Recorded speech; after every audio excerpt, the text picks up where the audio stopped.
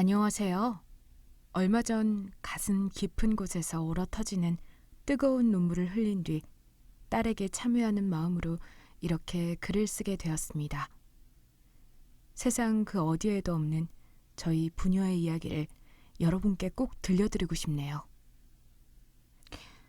가슴 절절하고 그 누구에게도 말하지 못한 저의 비밀 이야기 끝까지 들어주시길 부탁드립니다. 저희 아버지께서 관광버스 사업을 하셨어요. 그 덕에 저는 어릴 때부터 부족함 없이 자랐습니다. 사고 싶은 건 다 살 수 있었고요. 항상 물건 같은 것도 가장 비싸고 좋은 것을 이용했습니다. 그 시대에 거의 100억에 가까운 자산을 형성하신 아버지 덕분이었죠. 저는 주변 사람들에게 소위 재수없는 사람이었습니다. 예전에 기억하실지는 모르겠지만 오렌지족이라고 아시나요? 저와 연배가 비슷하신 분들은 아실 것 같은데.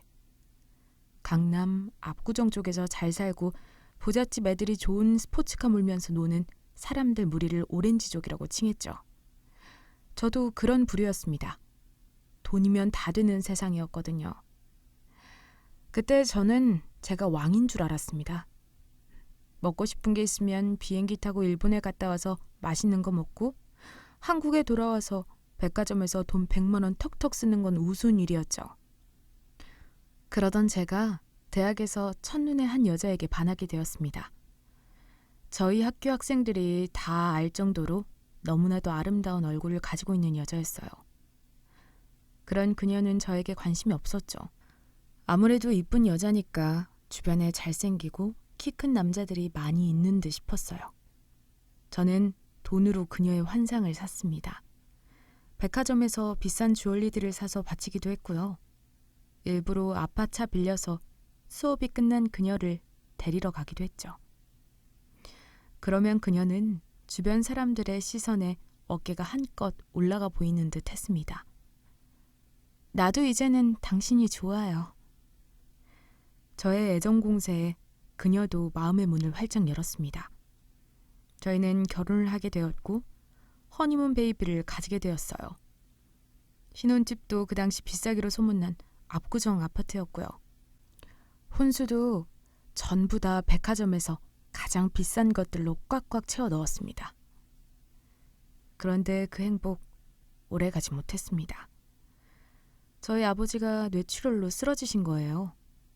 아버지 경영에 대해서는 하나도 몰랐던 제가 하루아침에 사업을 물려받게 된 거죠.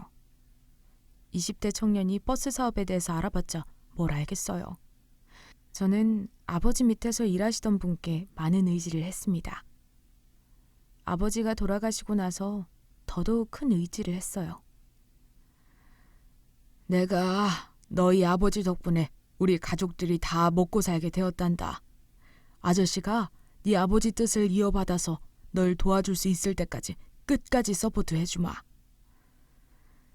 회사의 부사장이었던 그분은 저에게 회사 돌아가는 상황에 대해서 알려주셨습니다.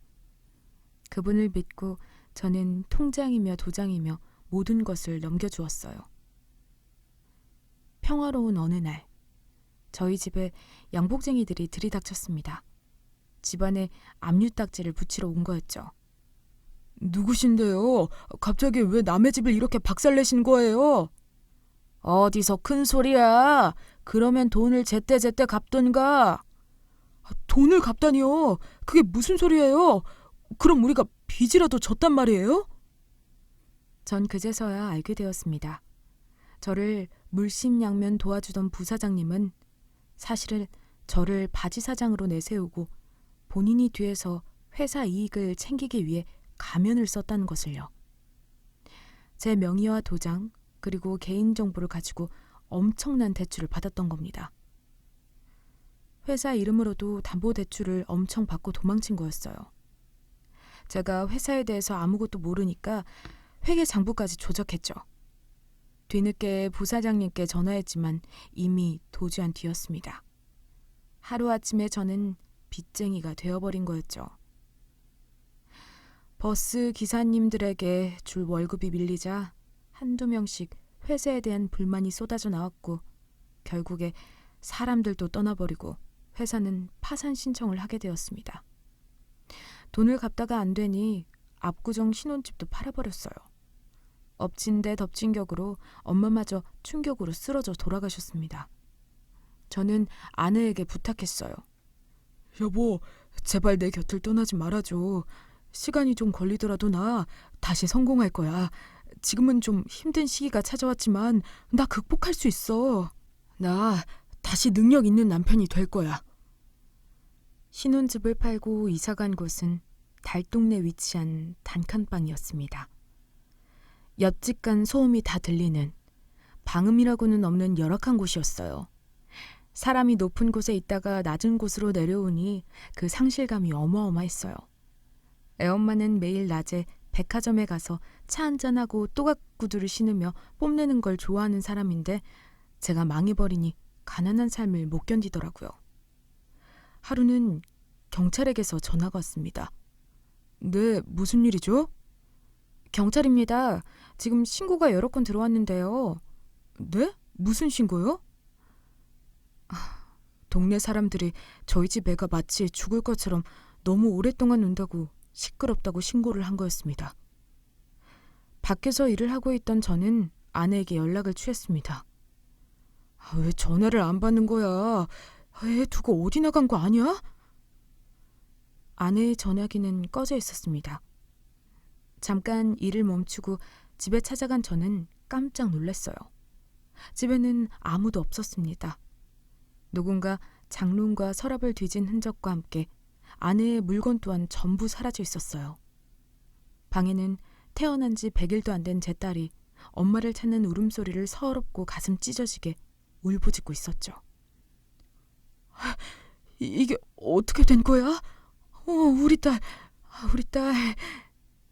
저는 혼란스러운 눈으로 아이를 안았습니다. 너무 작고 약했어요. 아이를 어떻게 안아야 할지 모르는 초보 아빠였습니다. 그제서야 저는 상황 파악이 되더라고요.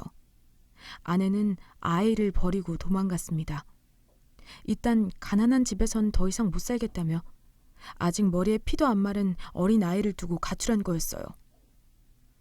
수소문해서 아내를 찾았습니다. 당신 다 용서할게. 돌아와줘. 나 혼자 어떻게 아이를 키우라고. 정말 이럴 거야? 아내는 매정했습니다. 돈 많은 남자를 만났으니 나는 이제 가난에 시달리기 싫다며 자기를 놓아달라고 했어요.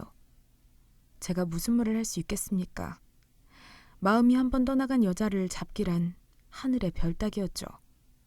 그 후로 아내는 종적을 감췄고 근황을 알 수가 없었어요. 저는 하루아침에 홀아버지가 되었습니다. 애기 젖주는 것부터 시작해서 기저귀 가는 법도 모르는 바보였어요. 제가 살던 곳이 달동네라서 집안 사정을 서로서로 다 알고 있었거든요. 아휴, 이번에 이사 온 젊은 부부 있지? 거기 아내가 도망갔나 봐. 아무리 살기 힘들어도 그렇지 애를 버리고 도망가. 어떤 여자길래. 아유, 그러게 사정도 딱하지. 사업 망해서 이 동네까지 온 모양이던데. 애 볼지도 모르는 남자가 여자애를 어떻게 키우려나 몰라? 동네 아주머니들의 한숨과 걱정 섞인 목소리가 들려왔어요. 다행히 그분들이 정이 없는 분들은 아니었습니다. 저 동냥하듯이 도움을 청하니 다들 한숨을 푹푹 쉬면서도 그 누구보다 손을 걷어붙이고 애를 돌봐주었어요. 자네는 일단 일이나 하고 오게나. 이 어린 것이 아무것도 모르니 망정이지. 불쌍해서 어떻게 하나? 제가 새벽부터 저녁까지 막노동 일을 하고 오는 동안 동네 어르신분들이 품앗이를 해주었어요. 다들 저에게는 차갑게 구셔도 제 딸에게는 더할 나위 없이 따뜻한 이모, 할머니들이 되어주셨습니다. 딸은 그 덕에 잘 자랄 수 있었어요. 매일같이 기도를 열심히 하시는 한 동네 할머니가 저를 붙잡고 말씀하셨습니다. 자네, 애 엄마는 딸 버려도 자네는 그러지 말게나. 네? 갑자기 그게 무슨... 내가 기도를 해보니 자네 딸내미가 복덩이야. 자네한테 큰 복을 줄 거야. 그러니 딸을 귀하게 여기게나. 온 동네 사람들이 자네 딸내미 커가는 걸 지켜보는 것만 해도 알 수 있지 않겠나? 자네 딸이 그만큼 자네 인생에서 중요한 존재라는 걸. 그러니 어떤 역경에도 흔들리지 말고 그 안에서 교훈을 찾으며 나아가게나. 그때는 그 할머니의 그 말씀이 오지랖으로 들렸지만 모든 일이 지나고야 나서 알게 되었습니다. 그때 그 말의 참뜻을요. 그렇게 동네 사람분들의 품맛이 덕분에 아이는 초등학교에 들어가게 되었어요. 아이가 말을 하고 혼자서 자기 앞가림을 할 수 있을 나이가 되니 너무 이쁘더라고요. 지 엄마를 닮아서 얼굴이 너무나도 사랑스럽고 귀여웠습니다. 게다가 성격도 똑부러졌어요. 항상 제가 일하러 나갈 때 저를 꼭 안아주며 아빠, 오늘도 힘내세요. 알겠죠? 사랑해요. 그런 아이였습니다. 얼마나 사랑스러운지 몰라요. 그저 제가 딸에게 해줄 수 있는 것이 많이 없어서 미안할 뿐이었어요. 아이는 학원을 가지도 않았는데 학교에서 전교 1등을 도맡아 했어요. 저와 달리 집단을 이끄는 힘이 있었고 어릴 때부터 반장, 부반장 가리지 않고 항상 감투 쓰는 일을 했습니다. 공부도 잘해서 담임 선생님들한테 이쁨도 많이 받았고요. 중학교에 가서도 전교 1등을 했어요. 학부모 참관 수업에 늘 못 가니 하루는 담임 선생님께서 연락이 오더라고요. 예은 아버님, 시간 되실 때 한번 학교 와주세요. 드릴 말씀도 있고 해서요. 그렇게 찾아간 학교에서 담임 선생님은 저에게 진지한 말투로 말씀을 이어갔습니다. 제가 교사 생활 20년 해봤지만 예은이처럼 똑부러지고 하나를 알려주면 열을 아는 아이는 본 적이 없습니다. 이 아이 재능 이렇게 썩히는 건 너무 아까워요, 아버님. 영재 고등학교에 보내는 걸 한번 고려해 보세요. 영재 고등학교는 교육비가 어떻게 되죠?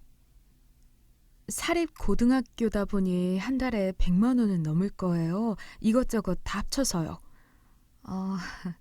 기숙사 비용까지요.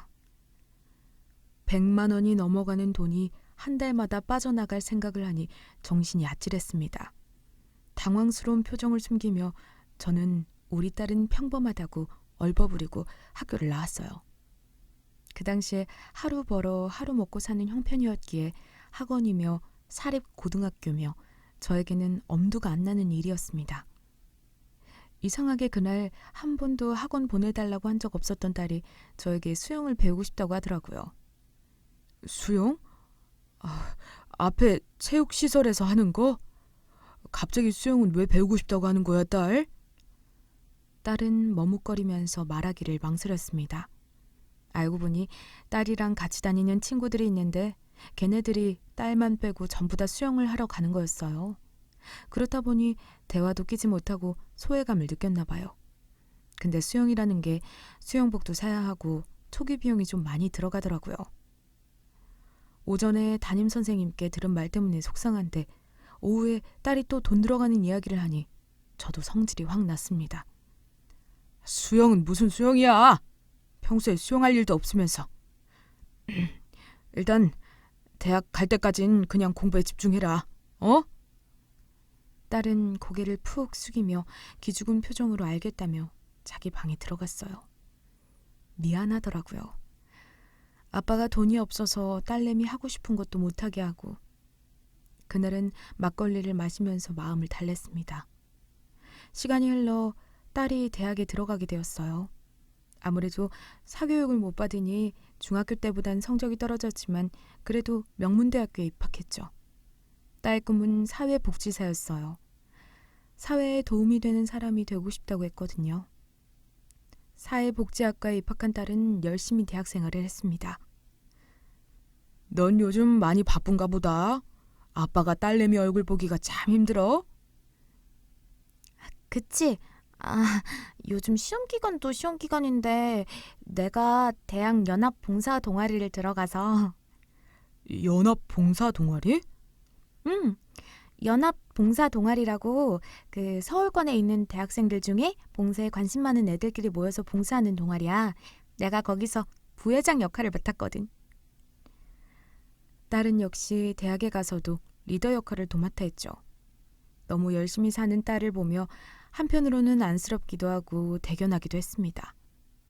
용돈 한 푼 넉넉하게 주지 못하는 아빠의 주머니 사정이 한스러울 뿐이었어요. 누구나 대학을 들어가면 놀고 술 마시고 싶을 텐데 딸은 알바를 해서 모은 돈으로 봉사하고 기부를 하니 제 젊은 날이 반성되었습니다. 20살의 저는 오렌지족처럼 차 타고 술 마시고 놀고 돈을 펑펑 쓰기 바빴거든요. 동네 할머니의 말씀처럼 딸은 저를 돌아보게 만들고 지난날의 저를 반성하고 더더욱 좋은 사람이 될 수 있도록 만들어주는 귀인 같았습니다. 어느 날 딸이 누워있는 저에게 갑자기 말을 걸더라고요. 아빠, 나 이번에 2박 3일로 강원도 놀러 가. 뭐 돈 달라는 건 아니고 그냥 집 비울 거니까 알고 있으라고. 강원도? 갑자기 웬 놈의 강원도야? 설마 남자랑 가는 거 아니지? 남자는 무슨, 아빠도 참 짓궂어. 봉사 동아리 있잖아. 저번에 내가 말한. 거기서 신입생들 MT 간대. 내가 부회장이니까 나도 가야 하거든. 거기서 수박도 먹고 계곡에서 놀고 사람들이랑 친해지려고. 알겠어. 조심해. 알겠지? 항상 안전이 최우선이야, 우리 딸. 걱정 마. 딸이 워낙에 똘똘하니까 알아서 잘 할 거라는 마음에 큰 걱정이 안 되었습니다. 그런데 그 다음 날 잠깐 현장에서 일을 하다가 밥을 먹고 선점에 든 저는 이상한 꿈을 꿨어요. 제가 산속에서 길을 잃었는데 딸이 준 나침판을 들고 빛을 향해 길을 찾아가고 있었거든요. 그때 갑자기 산사태가 나면서 제가 흙더미에 갇혔습니다. 안간 힘으로 탈출한 저는 손에 있던 나침판을 잃어버리게 된 거였죠. 대성통곡을 하며 잠에서 깼어요. 그냥 별거 아닌 꿈 같은데 이상하게 기분이 너무 안 좋은 겁니다. 그날 태양빛 쨍쨍하게 내리쬐는 날이었는데 몸이 서늘하더라고요. 딸에게 연락해서 아빠가 안 좋은 꿈을 꿨으니 MT 안 가면 안 되겠냐고 물었습니다. 아빠 어제 막걸리 마시고 라디오 틀고 잤지? 그래서 그런 꿈 꾼 거야. 뉴스 틀고 자면 당연히 그게 기억에 남아서 꿈에 나오지. 개꿈이니까 의미 부여하지 마세요. 나 부회장이라서 안 갈 수가 없어. 조심히 잘 놀다 올 테니까 걱정 마. 그래, 네 말이 맞다. 알겠어. 아빠 믿는다. 그렇게 일주일 뒤 딸은 가방을 싸서 강원도로 내려갔어요. 딸을 데리러 온 친구들 얼굴을 보니 근심을 덜 수 있었습니다. 다들 선하고 착해 보였거든요. 이튿날이었을까요? 딸이 서울로 돌아오는 날이었어요. 그날 아침 저는 일찍 현장에 나가서 일을 하고 있었는데 반장님이 막 달려오는 겁니다. 아우, 자네 뭔 급한 전화가 오는가 봐. 아까부터 전화가 10통이 넘게 계속 울려. 좀 받아보게나, 혹시 모르니. 부재중이 18통이 찍혀 있었어요. 순간 기분이 이상했습니다. 심장이 벌렁벌렁했어요. 여보세요? 누구시죠? 김신처님 맞으시죠? 따님분이 지금 크게 다쳐서 영동 장신병원 응급실에 있거든요. 보호자님, 빨리 좀 와주세요. 네? 제가 깜짝 놀라며 소리를 지르자 현장에 있던 사람들이 전부 일제히 저를 쳐다보았어요. 전화를 끊고 털썩 주저앉으니 반장님께서 자네 왜 그러게나? 무슨 일이야? 무슨 일이 생긴 게야? 딸이 크게 다쳤대요. 응급실에 있대요. 어디 병원? 어디? 반장님은 바로 차를 가져와서 저를 태우고 딸이 있는 병원으로 데려갔습니다. 미친 사람처럼 딸 이름을 소리쳐 부르며 병원으로 뛰쳐나갔어요.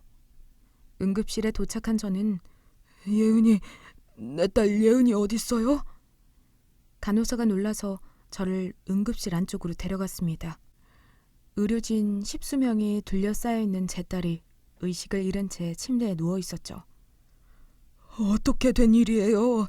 제 딸이 왜 여기 있는 거냐고요? 눈물을 펑펑 쏟아내며 울었습니다. 그때 한 아이가 저에게 자초지종 설명하더라고요. 죄송합니다. 다 저희 때문에 예은이가. 들어보니 기가 찼습니다. 서울로 돌아가는 날 아침, 동아리 회장이라는 사람이 계곡에서 좀 더 놀고 싶다며 물에 들어갔나 봅니다.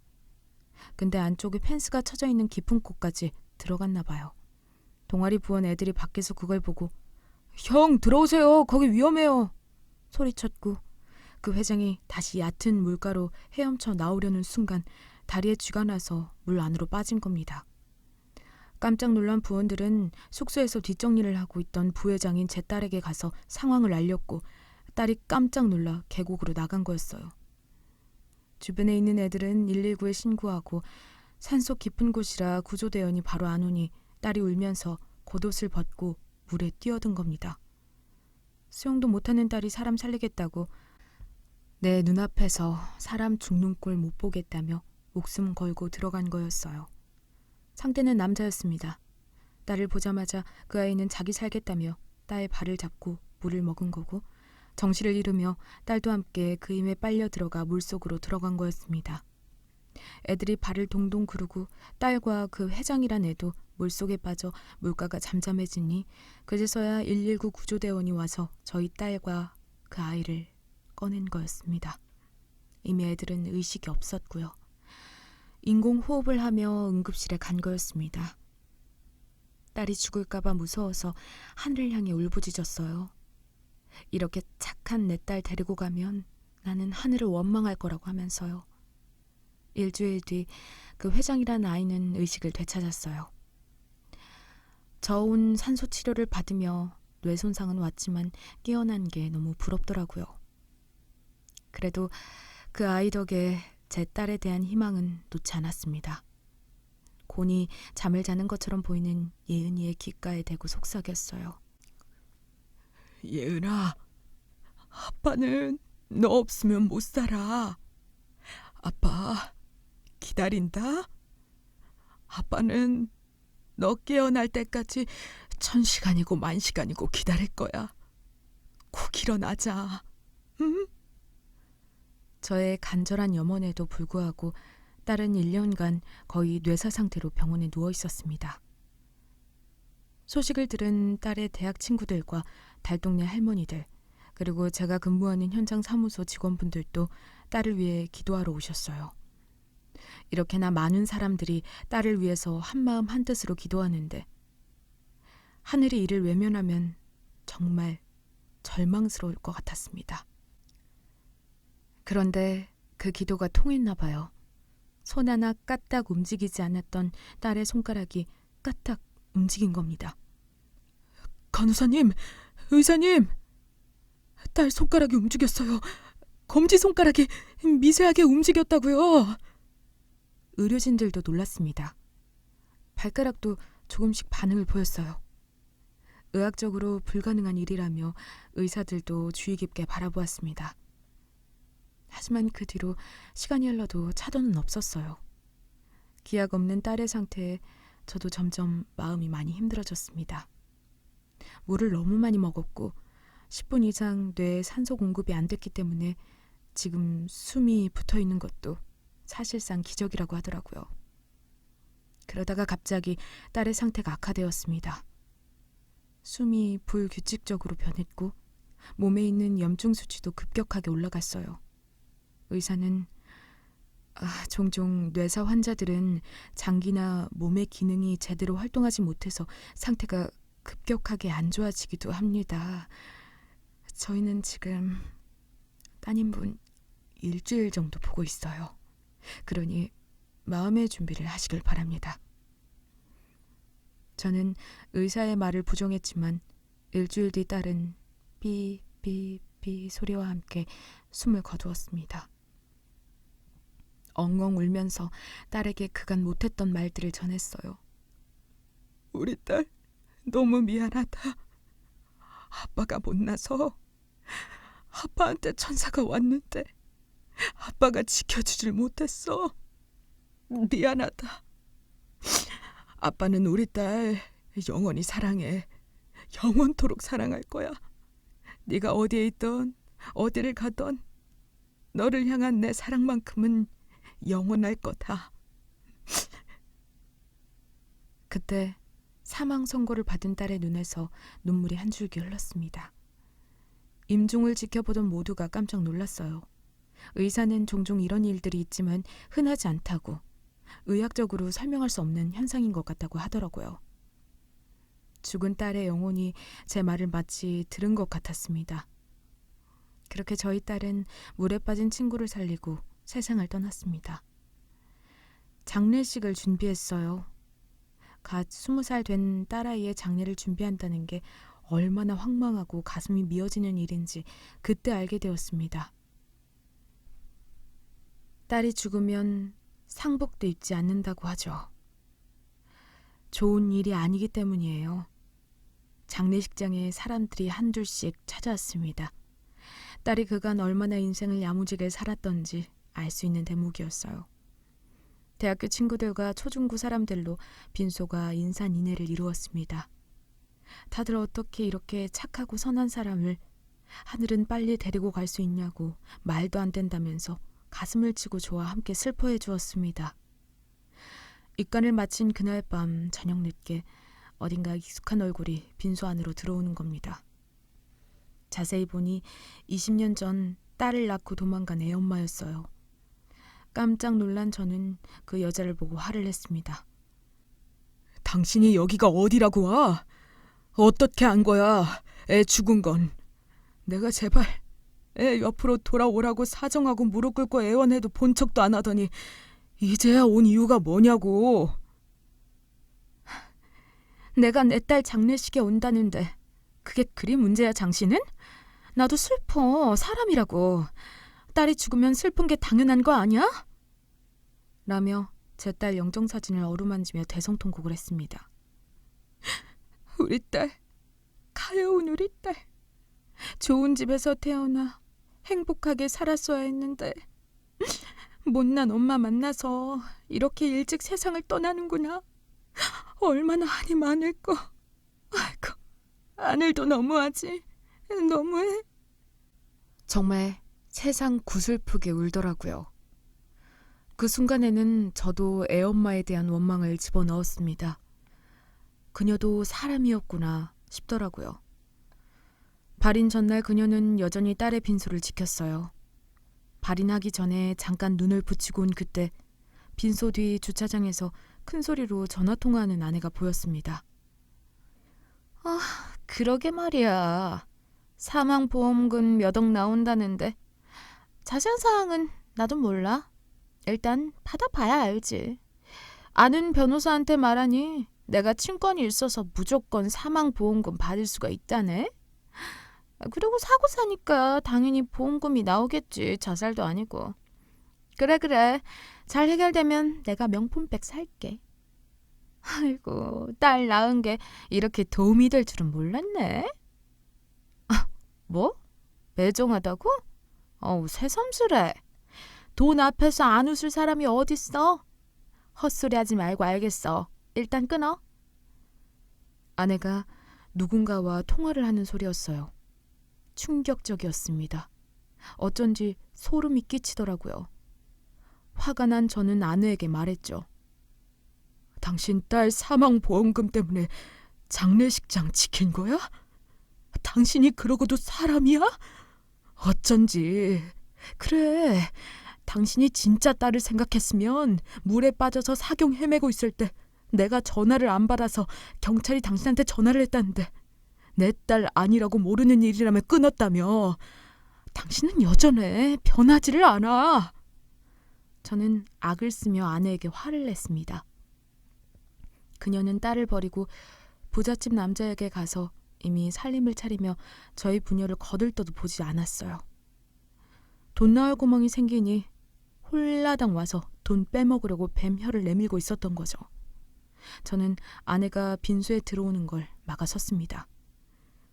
당신 같은 여편네가 옆에 있으면 내 딸이 이승을 마음 편하게 떠나지도 못할 것 같으니 썩 나가. 아, 진짜 뭐 하는 거야? 그래, 이렇게 나온단 말이지. 나도 딸에 대한 권리가 있어. 내가 친모인 게 변할 것 같아? 내 눈에 흙이 들어가도 당신한테 내 딸 사망보험금 한 푼도 안 내줄 거니까 당장 나가. 아내는 혼잣말로 욕을 막 하면서 빈소를 떠났습니다. 딸의 마지막 길조차 마음 편하게 못 보내주는 것 같아서 마음이 미어졌어요. 끝까지 나쁜 아빠가 된 것만 같았습니다. 다 제가 못나서 벌을 받는 것 같더라고요. 딸이 물에 빠져서 보호자를 찾는 경찰관의 전화도 매정하게 끊어버린 여자가 무슨 딸을 위해서 장례식장에 와요. 말이 안 되는 거죠. 혼란스러운 마음을 묻어두고 저는 딸의 장례를 무사히 마쳤습니다. 딸의 묘소에 마지막 봉분을 올리기 위한 삽을 푼 뒤 산 쪽에서 하얀 나비가 날아오더라고요. 제 머리 위에 앉은 뒤 호련히 사라졌습니다. 딸이 마지막 인사를 하러 온 것 같았어요. 가슴이 찢어지는 것 같았습니다. 참고 참았던 눈물을 터뜨렸어요. 예은아, 아빠가 미안해. 너 수영 배우고 싶다고 할 때 없는 돈이라도 모아서 수영 배우게 해줄걸. 아빠가 무서운 꿈 꿨을 때 가지 말라고 한 번 더 강하게 말해볼걸. 아빠가 바보였어. 아빠 길을 알려준 나침반이 너였나 보다. 그래서 너를 잃어버리고 내가 그렇게 꿈속에서 울었나 봐. 하늘이 알려준 걸 왜 아빠는 몰랐니? 딸아, 미안하다. 정말 미안하다. 거기 있는 사람들 모두가 저와 함께 슬픔의 눈물을 흘려주었습니다. 마지막 인사를 하고 집으로 돌아온 저는 휑하게 텅 비어버린 딸의 방을 보면서 털푸덕 주저앉았습니다. 차마 그곳에 들어갈 수가 없겠더라고요. 가슴이 찢어질 것만 같았죠. 그러다가 갑자기 딸 사망보험금 생각이 났습니다. 예전에 제가 잘 살 때 보험하는 친구가 연락이 와서 사망보험금 이것저것 들어놓은 게 있었거든요. 친구 전화번호를 찾아보려고 했는데 안 보이는 겁니다. 불안한 마음에 저는 네이버에 자녀 사망보험금 친권 소송을 검색해 보았어요. 여러 기사가 뜨더라고요. 유명 연예인부터 시작해서 여러 가지 사람들 사연이 있었습니다. 애를 버리고 수십 년간 나타나지 않았던 친모나 친부가 사망보험금을 타기 위해 소송을 했고 소송 결과 거의 다 승소했더라고요. 대한민국 현행법상이 그랬습니다. 아무래도 자식을 버리고 갔어도 친권이 있으면 보험금을 받을 수 있는 구조였어요. 가슴이 턱 막히더라고요. 예감이 안 좋았습니다. 제가 돈 욕심이 있는 게 아니라 그냥 딸의 사망보험금을 애 엄마한테 넘겨주기가 죽도록 싫었습니다. 딸 사망 신고를 하고 여러 가지 법적 처리를 하고 있을 때쯤 보험사에서 연락이 왔어요. 뜻밖의 소식이었습니다. 깜짝 놀랐어요. 사망보험금 수익자가 법정 상속인이 아니란 연락이었습니다. 네? 그럼 누구로 되어 있는 거예요? 알고 보니 상속인이 저로 되어 있었던 거예요. 저는 생각지도 못한 이야기에 너무 놀랐어요. 수소문에서 처음 저에게 보험을 권유했던 친구 연락처를 알아냈고 전화를 했습니다. 오랜만에 전화했는데 슬픈 이야기해서 미안하다. 딸이 죽었어. 근데 딸 버리고 도망간 애엄마가 와서 사망보험금을 달래. 수익자가 법정 상속인이 아니라 나로 되어 있는데 이거 네가 해준 거야? 뭐라고? 딸이 사망했다고? 연락이 끊겨서 몰랐네. 미안하다. 장례식장도 못 가고. 그때 내가 형수님 별로 안 좋아했잖아. 뭔가 돈돈거리고 명품 너무 좋아한다고. 나는 보험 일을 워낙에 오랫동안 해왔으니까 별의 별일을 다 보고 혹시 몰라서 그냥 너만 1순위 수익자로 해놓고 2순위로 법정 상속인을 설정했는데 일이 이렇게 흘러가게 될 줄 꿈에도 몰랐네. 야, 정말 고맙다. 네가 은인이다.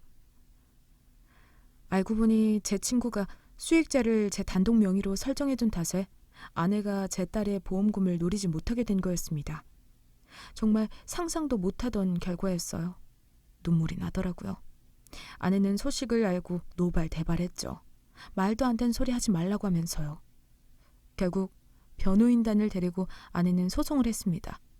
하지만 칼로 물베는 싸움이었어요. 어차피 1순위가 법정 상속인이 아니었기 때문에 이길 수 없는 싸움이었죠. 그걸 알면서도 저를 괴롭히기 위해 소송을 건 거였습니다. 나도 문제지만 당신도 문제야. 돈에 대한 욕심을 이제 그만 좀 버려.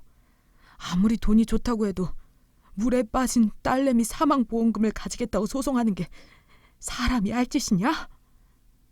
아내는 자기 분에 못 이겼는지 딸의 49제에 찾아와서 깽판을 부렸습니다. 상 뒤엎고 난리도 아니었어요.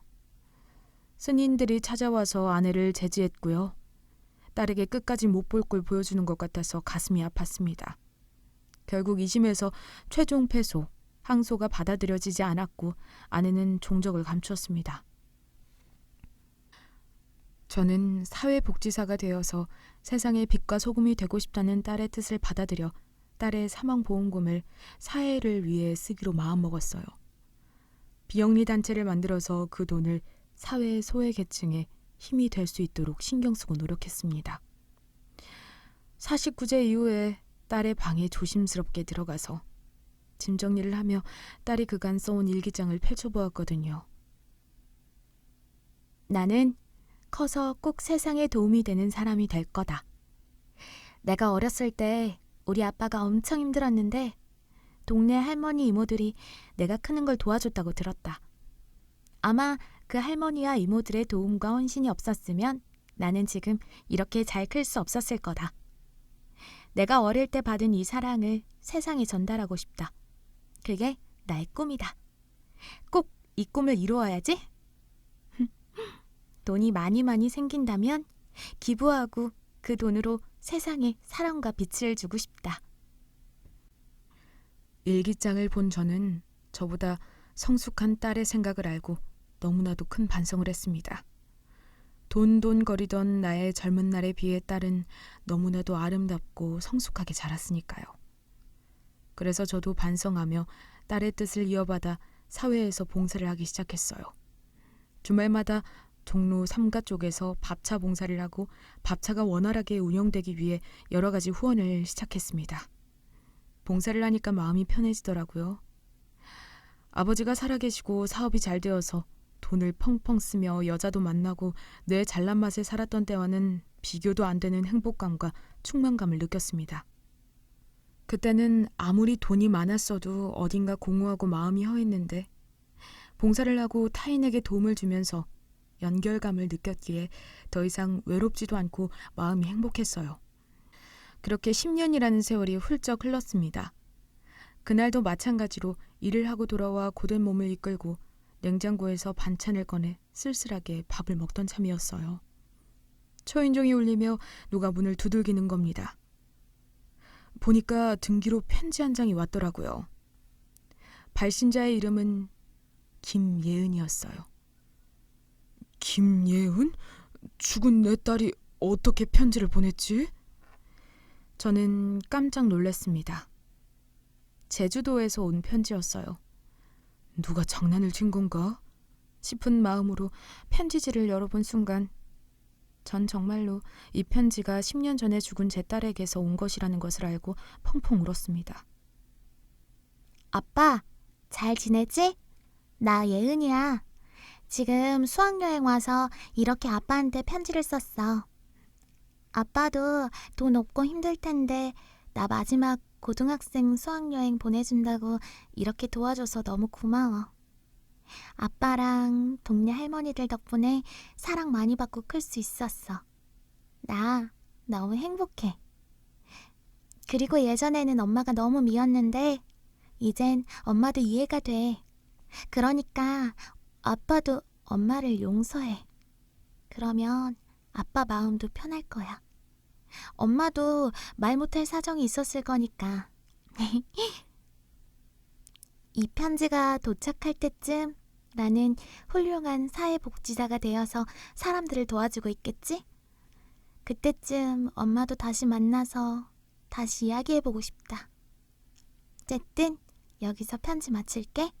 아빠, 내가 정말 정말 많이 사랑해요. 딸이 10년 전 간 수학여행에서 미래우체통이라는 지자체에서 운영하는 편지 시스템을 통해서 저에게 편지를 쓴 거였어요. 10년 뒤에 편지를 배달해준다는 미래우체통 사업이었죠.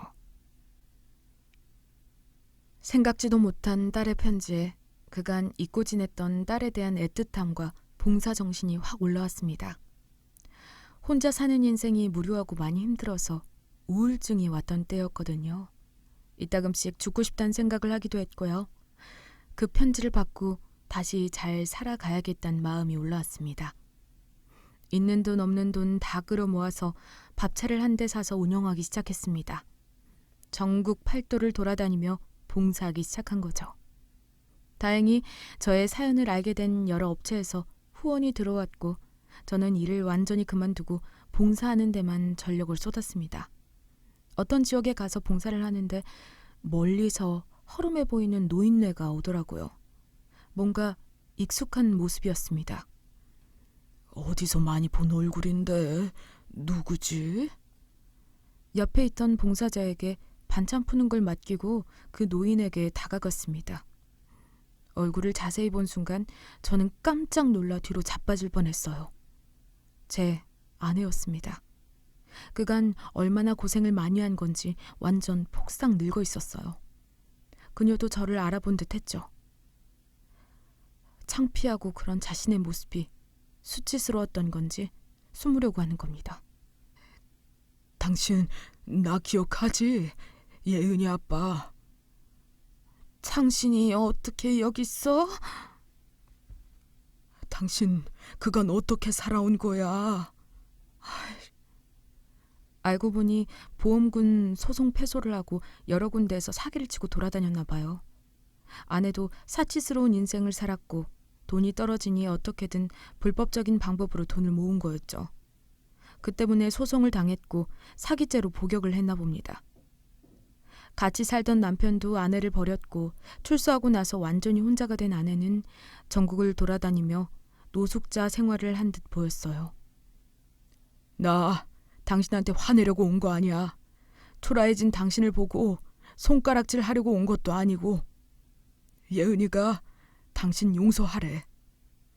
예은이는 엄마를 이해한대. 그런 애야. 지 버리고 도망간 엄마도 용서하는 게 예은이라고. 그런 애가 꿈이 이 세상을 위해서 봉사하는 거라는데 당신도 계속 이렇게 살 거야? 제가 이야기를 꺼낸과 동시에 아내는 짐승처럼 참회의 눈물을 흘리기 시작했습니다. 본인도 너무나도 후회가 된다고 하더라고요. 지난날까지는 너무 돈, 물질에만 미쳐 살아왔고 그게 인생을 망가뜨렸다고 하면서요. 저는 아내를 손가락질하지 않았습니다. 그저 꾹 안아주었어요. 저도 20대 때까지만 해도 무력에 미친 사람이었고 사람들에게 본의 아니게 상처를 줬으니까요. 같은 죄인의 심정으로 아내를 사랑으로 대해주고 싶었습니다. 10년 전 예은이가 보낸 편지를 아내에게 건네주었고 그걸 본 아내는 예은아, 엄마가 너무 미안하다. 너무 늦게 사과를 하네. 미안해 예은아. 미안하다. 뜨거운 눈물을 흘리며 용서를 빌었습니다. 저와 함께 예은이가 있는 산소에 가서 인사를 했어요. 그 모습을 예은이도 바라봤나 봐요. 산소에 도착할 무렵 구슬비가 내리더니 묘를 정리하고 인사를 하자 그새 쨍쨍한 햇빛이 나오기 시작했거든요. 정말 거짓말처럼 흰나비가 날아와 아내 어깨에 앉았습니다. 전 그게 예은이라고 생각했어요. 아내는 그렇게 참회를 하게 되었고 늦었지만 용서를 빌고 살고 싶다면서 저와 함께 봉사를 다니기 시작했네요. 저도 아내를 사랑으로 대한 게 아니라 소유욕으로 인해 돈으로 그녀를 꼬셨던 거고, 아내가 저와 딸을 떠나간 이유에 있어서 저도 한몫한다고 생각했어요.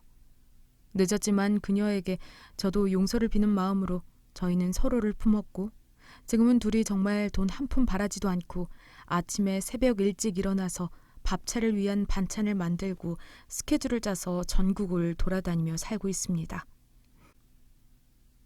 예은이 무료 밥차라는 이름으로 활동하고 있는 저희는 예은이라는 아기 천사가 저희 부부에게 보여준 사랑과 용서를 어렵고 힘들게 살고 있는 사람들에게 흘려보내기 위해서 많은 노력을 하고 있네요. 달동네 할머니가 말씀하시던 말이 맞았습니다. 이 아이를 절대로 포기하지 말라고. 귀인이고 너희에게 사랑을 알려주기 위해 내려온 천사라는 말이 맞았네요. 예은이는 지금 별이 되었지만 하늘에서 사랑으로 저희를 지켜보고 있을 거라고 생각합니다. 제가 이 세상을 떠나기 전까지 예은이의 사랑을 세상에 많이 흘려보내고 싶네요. 앞으로 살 날이 많이 남았으니 힘이 될 때까지 노력해보려고 합니다. 이 사연을 들으시는 분들 중에 삶이 버겁고 힘든 분이 있으실 텐데 절대 포기하지 마시고 꼭 살았으면 좋겠다는 말씀을 감히 드리고 싶네요. 힘든 만큼 행복이 있을 겁니다. 이 말씀 전해드리고 싶어서 이렇게 글을 쓰게 되었습니다. 그럼 저의 긴 사연 들어주셔서 감사합니다. 감기 조심하시고 우리 모두 행복합시다. 모두들 행복해지실 자격이 있으세요. 감사합니다.